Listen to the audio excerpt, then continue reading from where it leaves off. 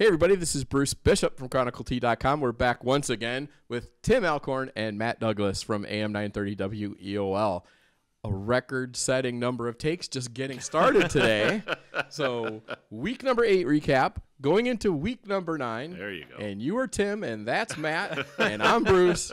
What's going on? Well, I'll tell you what, Matt. As far as week 8 was concerned, there were some huge games last Friday night, and I don't know if we've seen a bigger win in this area than Elyria Catholic got over the Bay Rockets last Friday night. It's been a long time since a local team came up with such a monumental win, and boy, that was a big one for the Panthers. It was a great game. I mean, it looked like EC had Bay up against the ropes, and all of a sudden Bay comes back in the third and fourth quarter. It gets down to the wire with 4 seconds left. Elyria Catholic ends up scoring the winning touchdown and holding on for the victory. I mean, a tremendous victory for first-year head coach Brian Fox for that Elyria Catholic Panthers team. They don't get much more special than that, I think. Bay had not lost a regular season game since 2016, I believe. Yeah, September of 2016. So you got to go all the way back to the start of that season. Impressive. Big win, and it vaults EC back into the playoff picture. We'll talk a little bit more about that later in the video. If only we had video of that. That'd be really cool. Oh, a little sneak peek. A little sneak peek there. Yes, Foreshadow. a tease. Yes. Some other games we want to touch on real quick. Boy, how about Avon Lake slowing down that Berea Mid-Park high-powered offense? Now, the rain may have had something to do with it as well. The two teams were tied 14 apiece at the end of one quarter. And then it got a little bit wet over at Avon Lake. And from that point on, Berea Mid-Park, that high-powered offense, was held to only one more touchdown. And for Avon Lake, that win over Berea Mid-Park puts them in the playoffs. They know they will be playing in week 1 of postseason football. So hats off to the Shoremen from Avon Lake. Yeah, great victory for Avon Lake. Again, to hold Berea Mid-Park to just 21 points, nobody's been able to hold them under 40 this season. So it speaks to exactly what they did. And as you mentioned, I mean, just 7 in that second half there. I mean, that's very impressive and a good quality victory for Avon Lake. They're moving on to the postseason. And a team that's used to going to the playoffs, the Avon Eagles, they pretty much go every year. But boy, were they bolstered by the return of one Nick Perusek in their backfield. Nick Perusek, he'd been missing a lot of action, had a high ankle sprain earlier in the year against Olmsted Falls. Boy, he came back and with a vengeance. Racked up about 180 yards on the ground, scored 4 touchdowns. Look out if you're an opponent of Avon, because Nick Perusek is back, and that spells trouble for opposing defenses. Big time. It opens up their offense. Ryan Malloy benefited from that as well, going over 100-some through the air, too. I think he had a touchdown pass in that game. So it does more than just add to the running game. It adds to that pass game, too. It's huge. That's a huge addition for Avon. Hats off to Keystone. 4 straight wins. Now, they beat a very young Wellington team last Friday night, but, boy, Don Griswold really seems to have that thing on track. They've got a great quarterback in Jacob Shackelford. We talked about him a couple of weeks ago when he had 2 plays of the week, but they've got it rolling. Huge test on Friday night when they take on the Buckeye Bucks, but boy, congrats to the Keystone Wildcats. They've turned that season around. Indeed. We talk about Jacob Shackelford, Dylan Naylor. They're running back, a tremendous game as well, going over 100 yards on the ground. So he added to that score and had a few touchdowns. I think he had 5 when all was said and done, 4 rushing, 1 in the air. So a great victory for Keystone. And again, got to be fun to be a part of that Wildcats team that's now won 4 in a row and is back at 500 football. And I guess on the bad news side, boy, a devastating loss for the Amherst Comets, their 3rd in a row. Now, they're still alive as far as the playoff chase is concerned, but that was a tough one. They got beat by North Olmsted. For Amherst, they've got to get ready now for a very good Avon team coming to town on Friday night. We just talked about Perusek back for Avon. Amherst doesn't have a lot of time to wallow about that loss, but boy, that was a devastating setback for the Comets. Welcome to the SWC. I mean, that's what that conference does to you. Week in, week out, you got to bring your top game because everybody else is bringing theirs. North Olmsted, you talk about playoff teams. I think 4-4 on the season right now. They're sitting on the bubble of a possible playoff position. So that's not a bad team to lose to necessarily. Okay, yes, guys. Bruce. So here it is. We were just so smooth, aren't we? It's amazing. All right. So this week for Plays of the Week, Matt gets to go first because he's the multimedia king this week. Yeah, I was supposed to go first, but I am going to cede that ground to one Matt Douglas because he does it all for AM 930 WEOL, and he sits here and shoots the weekly video blitz, and then you also shoot a little video of your own for the very first Orthopedic Associates Play of the Week. Yeah, I had the opportunity to be down on the sideline for that Elyria Catholic Bay game. You knew it was going to be a special game kind of going into it. It had that feel, but with the game tied 21-all, Elyria Catholic used their workhorse, Leighton Banjoff, who had 244 yards rushing in that game, to get down the field. They're stuck at the 4-yard line. 3rd and goal, 9 seconds remaining. Cam English takes the snap, drops back, throws a lob pass into the corner of the end zone, and who comes down with it but Jared France of the Elyria Catholic Panthers. It's the winning touchdown with just 4 seconds left on the clock after that. You can't write scripts much better than that to knock off the Division III, 4th-ranked team in the state, a team that, as you put it earlier, hadn't lost since September of 2016.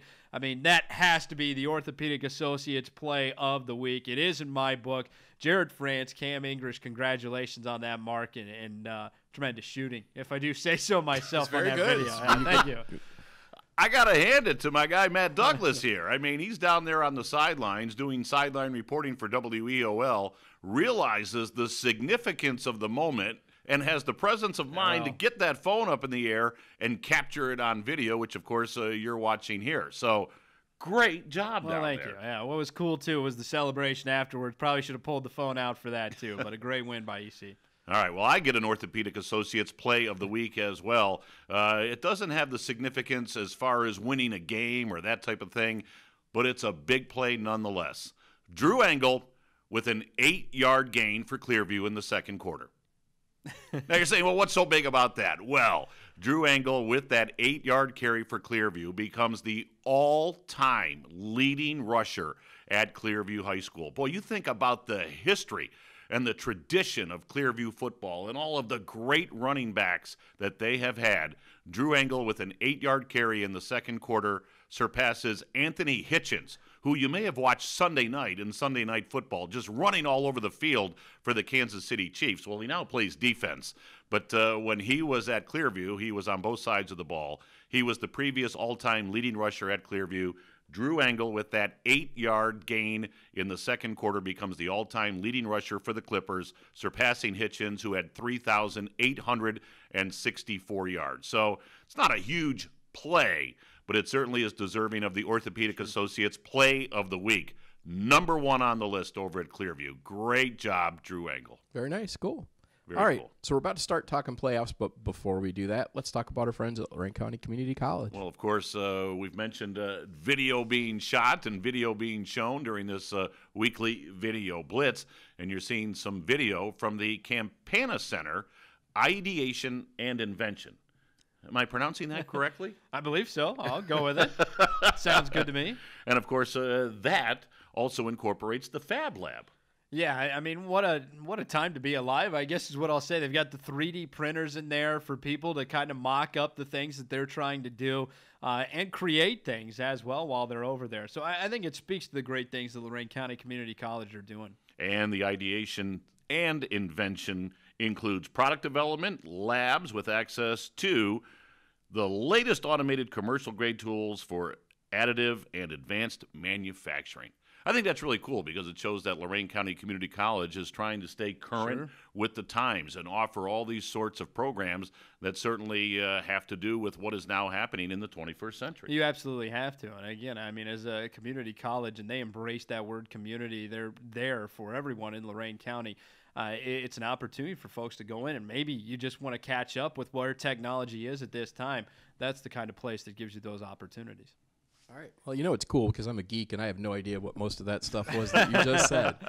All right, let's move on. Get some more football. Let's talk about playoff picture because it is got to be forming up right now. Well, first of all, as we mentioned, congratulations, Avon Lake. They're in. They know they will play in Week 11. So hats off to the Shoremen. Great job. I'll tell you what, Matt Kostelnik, the head coach of the Shoremen, has done a terrific job in guiding that program. They have a workhorse back in Connor Riggs, went well over 200 yards last week. Terrific quarterback in Miklich and a wide receiver in Cole Schraff, an outstanding defense. So they've earned their spot still unbeaten on the year, 8-0. So Avon Lake is in. That's in Division II. And, of course, Avon, we certainly think they're going to be playing postseason football as well. Right now they're sitting at number 4 in that region, although they have not yet clinched their spot. Yeah, they've got Amherst coming up this week. Obviously, they're setting themselves up steady for a good postseason position. Should be a fun game with Amherst, too, coming up this week, because you mentioned teams that are on the bubble. Well, Amherst is one of those teams right now sitting in that 8-spot Division II Region 6. So they essentially need that victory over Avon Lake, because right behind them are North Olmsted in the number 9 spot, and in the number 10 spot, Olmsted Falls, who's got Avon Lake coming up this week. So again, we talk about that SWC. I mean, playoff implications are huge every single week when you play. Every single game in the SWC has so much significance to it. Looking at Division 4, Clearview right now sitting at number 9. They've got a huge game this week. We'll talk about that in just a moment. That big win by Elyria Catholic, and, of course, the touchdown pass to win it to Jared France vaulted them up to number 6 in their region. Of course, the top 8 teams advanced, so EC put themselves in a great position with that win over Bay. They're sitting at number 6. And Columbia is still hanging around in the playoff picture, Matt. They absolutely are, and they've got a couple good games coming up here with Fairview and I think Lutheran West to round out this season. They're sitting in that 7 spot. All you can do is win right now if you're Columbia. Things will unfold the way they unfold, but it looks like if they keep winning, they've got a real opportunity to play past Week 10. Okay. Well, where are you guys going to be this week?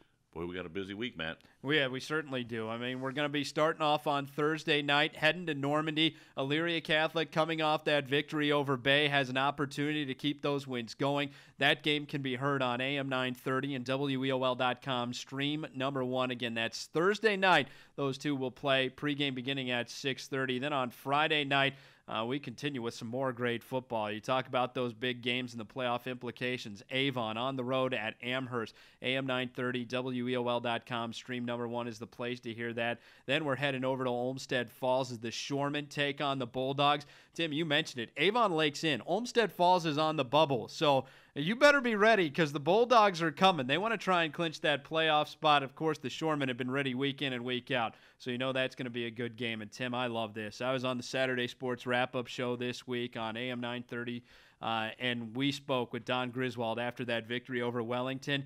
He's ready for the Buckeye Bucks. He wants the Buckeye Bucks. He wants to unthrone them at the top of that Stars division, and he's got the opportunity with 4 straight wins. The Keystone Wildcats are potentially playing for division championship come Saturday on WEOL.com. Stream number 3 in our big game. Yeah, Medina County matchup, Keystone and Buckeye Friday night. How big of a win would that be? We talked a couple of weeks ago about that Keystone win over Black River when they were down 23 at the half on the road. Boy, if they can go to Buckeye and beat Buckeye, that would be monumental. So that's our Medina County matchup on Friday night. So we're going to be very, very busy. Some great high school football coverage this weekend. All right, boys. We're done here. Tim Alcorn, take us home. All right. Well, of course, many people to thank. Bruce Bishop behind the camera. We might start calling him 5-Take Bruce from now on. But, well deserved. Thank you to Bruce. Matt Douglas, thanks to you. Biggest thanks goes to you, the viewers. We hope you enjoyed this week's edition of our Video Blitz. So long, everybody.